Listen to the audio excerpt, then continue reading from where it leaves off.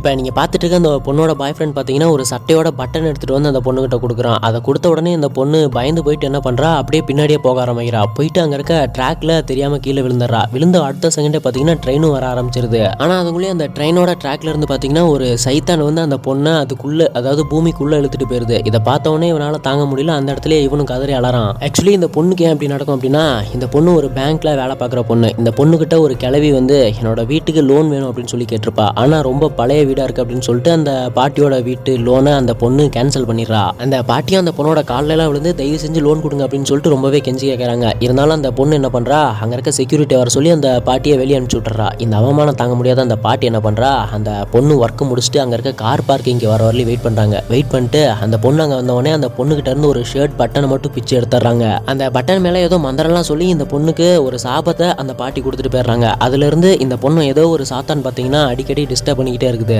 இந்த பொண்ணு பார்த்தீங்கன்னா ஒரு பேய் ஓட்டுற லேடியை கூட்டிகிட்டு வந்து அந்த சாத்தானா எப்படியாவது அழிக்க சொல்லி கேட்குறா. அவங்களும் பார்த்தீங்கன்னா அந்த சாத்தானா ஒரு ஆட்டு மேலே வர வச்சு அந்த ஆட்டை கொண்டரலாம் அப்படின்ட்டு அந்த சாத்தானை கஷ்டப்பட்டு அந்த ஆட்டுக்குள்ளே வர வைக்கிறாங்க. அந்த ஆட்டை கொல்லலாம் அப்படின்னு போகிறப்போ அந்த ஆடு பார்த்தீங்கன்னா அந்த கொல்ல வந்தவனை கடிச்சிருது. இப்போ இந்த சாத்தான் பார்த்தீங்கன்னா இவனோட உடம்புக்குள்ள வந்துருச்சு. இவனும் இப்போ அந்த பொண்ணை கொல்லலாம் அப்படின்ட்டு கிட்ட நெருங்கி வரான். அப்போன்னு பார்த்தா அந்த லேடி, அதாவது அந்த பேய் ஓட்டுற அந்த லேடி அந்த மனுஷனை கொன்று அந்த சாத்தானை அப்போதைக்கு அங்கேருந்து ஓட்டுறாங்க. இவனை கொன்ன அடுத்த செகண்டே பார்த்தீங்கன்னா இவங்களும் இறந்து போயிடுறாங்க. இப்போ இவளுக்குன்னு ஹெல்ப் பண்ணுறதுக்கு யாருமே இல்லை. அப்போன்னு இவளோட ஃப்ரெண்டு பார்த்தீங்கன்னா ஒரு ஐடியா சொல்கிறான்.